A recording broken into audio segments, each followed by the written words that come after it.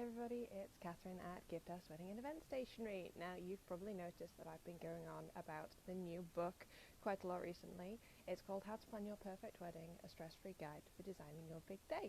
And today we are going to try something exciting. We are going to try and have Hannah Larkin of Hannah Larkin Photography, come and join me on a quick live just to chat about her tips for stress-free wedding planning and for booking a photographer. So fingers crossed that we will get that to work. That's a big if with the technology, but we're giving it a go. And also my phone is moving quite a lot. Just a little brief intro on Hannah. Her links and her website is in the description below. So take a look at that. She's absolutely brilliant. She does this really beautiful, sort of slightly dreamy style of photography. She captures this beautiful light, which I don't know how she does it, but all of her work that I've seen is just this beautiful, soft, delicate thing, which I think works really well for wedding photos. So Hannah is with us now, so we're going to give it a go and go live. So bear with me here. Just going to bring her on, and crossed we will get this to work. So we're just connecting now. Hello, Hannah. Hi, Katherine. We've got you. That's absolutely brilliant. So thank you for coming and doing this chat with me. So yeah, thank you as well for contributing to the book. That's been really great. So I just wanted to ask you. You mentioned in your part in the book that you're really organized, and I know that you recommend using a planner. So I was just wondering what your tips were for that. Yeah, yes, I'm like a list lover, spreadsheet addict. I love all things organisation. So with my couples, I'll always spend time talking to them, finding out more about their day and kind of helping them to put together a bit of a timeline for the day, making sure we've got enough time for things like group shots, making sure that's organised in such a way that it takes as little time as possible so they're left with time to enjoy their reception. Oh yeah, that's so important, isn't it, as well? Because I think you tend to get swept up on the day with just all the things that need doing, and you're kind of going from one thing to another, and you don't necessarily get that much time to enjoy it and spend time with all those people you've invited.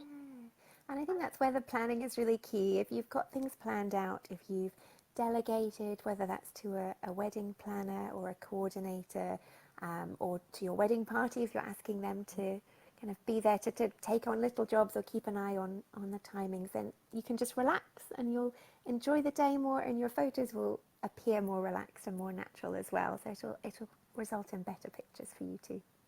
Yeah, I know there are a couple of different styles that different photographers use, and yours always look very relaxed and I think very intimate as well. So can you tell us a bit more about your style and how you achieve that? Yeah, so I aim for sort of natural and relaxed photos, as you say, with a focus on emotions and trying to tell the story of someone's wedding day. So I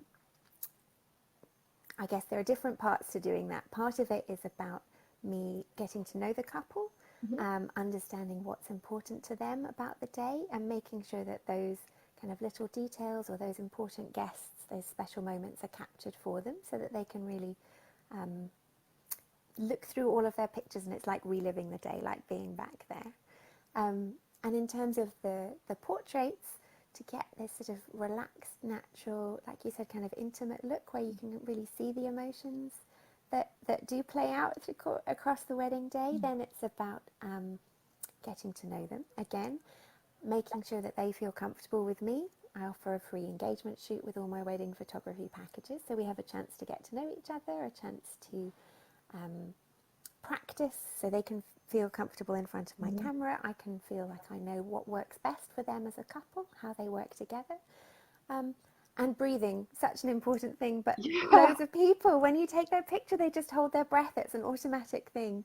And so learning not to do that, learning to breathe, means that's that you probably can really relax. useful for doing your vows and things as well. Like my husband, the worst part of our wedding for him was having to speak in front of people, and I think that remembering to breathe, remembering what it's all about, kind of just to step back from the immediate is a really good tip for like throughout your wedding day. Just kind of remembering that you are there enjoying it. It's not something that you're just running along catching up with Exactly, constantly. exactly. And that's the point of it being, this stress-free wedding planning, to plan your perfect day. So it's about doing things the way that you want rather than kind of planning the perfect wedding day. It's your perfect wedding day. And I think that helps too. If you're able to do things the way you want, then you'll feel more relaxed, you'll look more relaxed. I mean, in all honesty, and you might not like this, Hannah, we nearly didn't get a photographer for our wedding because we were Why? like, because we weren't really looking forward to it. And I do talk about why in the book. But we thought, is it going to be something that we really want to remember? And it was like our biggest expense in the end because we did a budget wedding. And I'm so glad that we did because we now have this record of just this one point in time where we became married. And it was so important to me to be married. So it's nice to have that, yeah, we did this special thing. Here's like an everlasting reminder of it. And you can do so much with your wedding photos after these days, can't you? Like Yeah, put them on absolutely. canvases, key rings, prints, albums. So yeah, there's so many different things. It's so important to get it to really show what you wanted from the wedding. And that's why I think it's important that you do spend time choosing your Mm. photographer carefully, and then do spend time talking to them so that they get to know you, they get to understand about your wedding. I photographed some weddings which was just, elopement style weddings, just the bride and groom. Others that have been kind of multi-day Indian wedding celebrations. They're obviously very different in style, Yeah. but by talking to them in advance, thinking about how they'd like to spend their time on the day, how we could kind of make sure they had the most time to enjoy with their guests, if that was what was most important.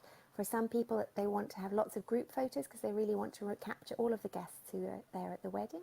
And that's fine too. So I'll really work with the couple Mm. to tailor the photography to give them the memories that they most want from the day.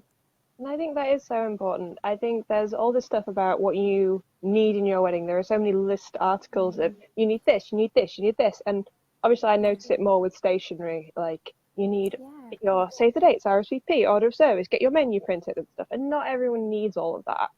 Yeah, So like if for me the group shots were less important for me, because I didn't have family there, but my husband's family was there, so he got some really nice shots like with his best man, with his dad and stuff that he now has to treasure.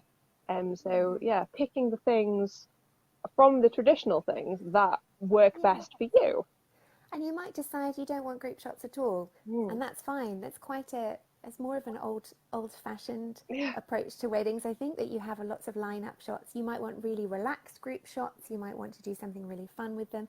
You might be all about getting photos with your dog who's there at the wedding, rather than with your family and friends. It might be that it's incorporating your pets that's what's important on the Yeah, day. that is, yeah, definitely one of, if anyone's seen any of the things that me and Hannah have done before, we always end up talking about pets at weddings. They're We're such such a fan of pets the at best weddings. thing that we absolutely are. Like Hannah has a really good Pinterest board, which has some amazing pictures to brighten your day of pets at weddings, which I absolutely Great inspiration. Cats, rabbits, guinea pigs, llamas, horses, dogs, you name it. love. Can include them. That's absolutely brilliant. Okay, well, I think I'm going to have to wrap it up there. But that's been absolutely brilliant. All Hannah's details, you can find her website in the description, which will be around.